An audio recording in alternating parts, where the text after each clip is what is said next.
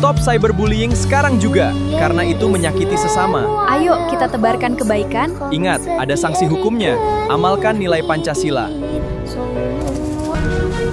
Assalamualaikum warahmatullahi wabarakatuh. Shalom. Halo semuanya, kami dari Kelompok 2 RPA Pagi. Di era kita saat ini, media sosial telah menjadi bagian yang tidak terpisahkan dari kehidupan kita. Hampir setiap hari kita menggunakannya untuk berkomunikasi, mencari informasi, belajar, berbagi pengalaman, hingga menyampaikan pendapat. Ajaran teknologi memang memberikan banyak kemudahan, tetapi di balik manfaat tersebut terdapat tantangan yang juga semakin besar. Salah satu masalah yang semakin sering kita jumpai adalah cyberbullying atau perundungan cyber. Cyberbullying merupakan tindakan menghina, mengejek, mengintimidasi, mempermalukan, menyebarkan kebencian maupun menyerang seseorang melalui media digital seperti Instagram, TikTok, Facebook, X atau aplikasi percakapan. Sebagian orang mungkin menganggap komentar negatif hanyalah sebuah candaan. Namun bagi korban, komentar tersebut dapat menjadi beban yang sangat berat. Bukan akibat kata yang baik adalah cyberbullying atau perundungan cyber. Cyberbullying merupakan tindakan menghina, mengejek, mengintimidasi, mempermalukan, menyebarkan kebencian maupun menyerang seorang melalui media digital seperti Instagram, TikTok, Facebook, X ataupun aplikasi percakapan. Sebagian orang mungkin menganggap komentar negatif hanyalah sebuah candaan. Namun bagi korban, komentar tersebut dapat menjadi beban yang sangat berat. Bukan akibat kata-kata seringkali tidak melihat secara fisik, tapi dapat meninggalkan dampak psikologis yang mendalam. Korban bisa kehilangan rasa percaya diri, takut untuk berinteraksi, mengalami stres, bahkan enggan menggunakan media sosial maupun bertemu dengan orang lain. Fenomena ini menunjukkan bahawa perkembangan teknologi belum selalu diikuti dengan perkembangan karakter dan etika dalam menggunakannya. Lalu, bagaimana cyberbullying jika kita lihat berdasarkan data, hukum dan nilai-nilai Pancasila? Mari kita bahas bersama. Sebelum membahas lebih jauh, mari kita melihat fakta yang terjadi. Berdasarkan berbagai penelitian dan laporan dari lembaga survei digital, pelaku tidak sopan di media sosial masih menjadi persoalan yang cukup serius di Indonesia. Kolom komentar sering dipenuhi oleh ujaran kebencian, hinaan, ejekan terhadap fisik, hingga penyebaran informasi yang bertujuan menjatuhkan seseorang. Cyberbullying tidak hanya dialami oleh tokoh publik atau selebritas.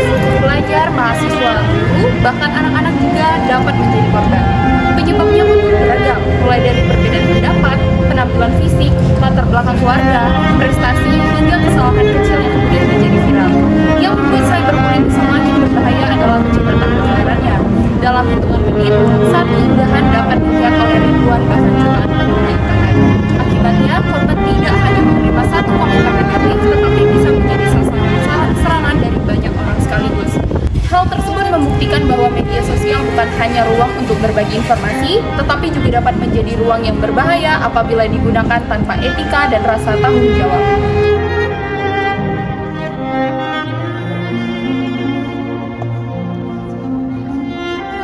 Cyberbullying bukanlah lagi sekedar masalah media sosial. Dampaknya benar-benar memengaruhi kehidupan nyata seseorang. Oleh karena itu, penting bagi kita untuk memahami bagaimana hukum Indonesia melindungi masyarakat dari tindakan tersebut. Apabila kita melihat dari perspektif hukum, cyberbullying bukan hanya persoalan etika, tetapi juga dapat menjadi pelanggaran hukum di Indonesia. Berbagai bentuk penghinaan, pencemaran nama baik, penyebaran ujaran kebencian maupun ancaman melalui media elektronik telah diatur dalam Undang-Undang Informasi dan Transaksi Elektronik atau UU ITE.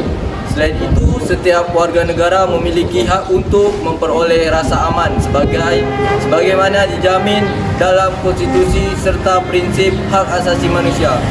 Hak tersebut berlaku tidak hanya di dunia nyata tetapi juga di ruang digital ketika seseorang menjadi korban cyberbullying yang dirampas bukan hanya nama baiknya tetapi juga hak untuk merasa aman, dihormati dan diperlakukan sebagai manusia yang memiliki martabat. Karena itu kebebasan berpendapat harus selalu disertai tanggung jawab. Kritik boleh disampaikan tetapi harus dilakukan dengan bahasa yang sopan, menghargai orang lain, serta tidak bertujuan merendahkan ataupun mencebarkan kebencian.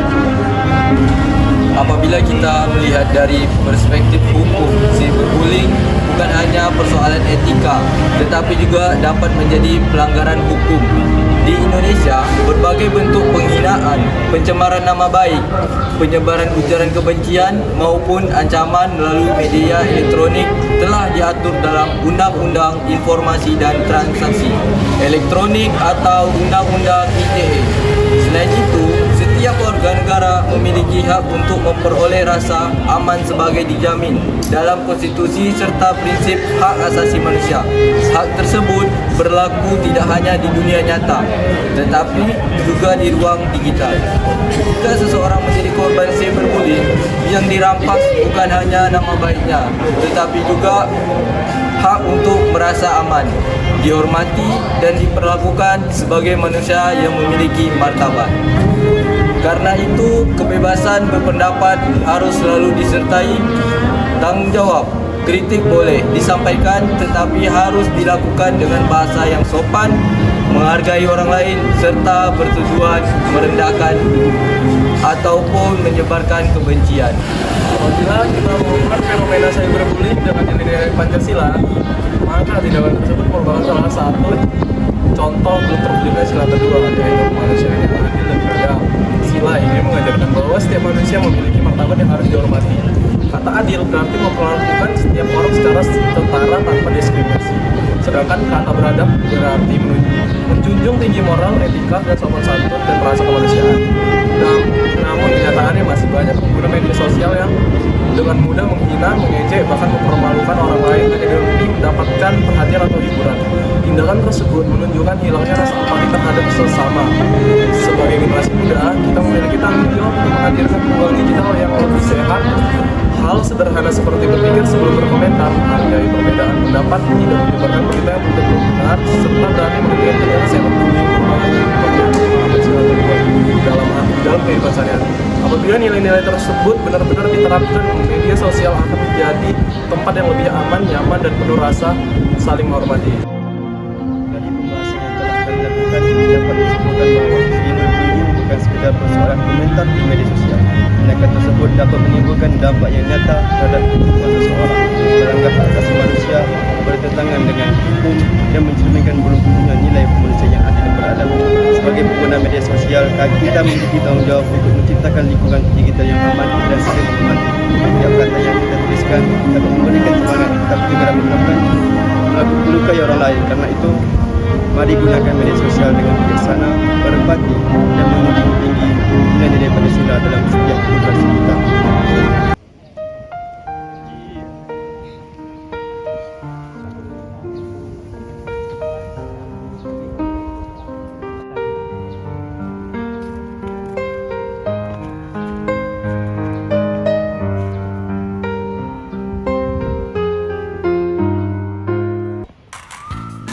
Sekian dari Bambang Juluno dengan NIM 9.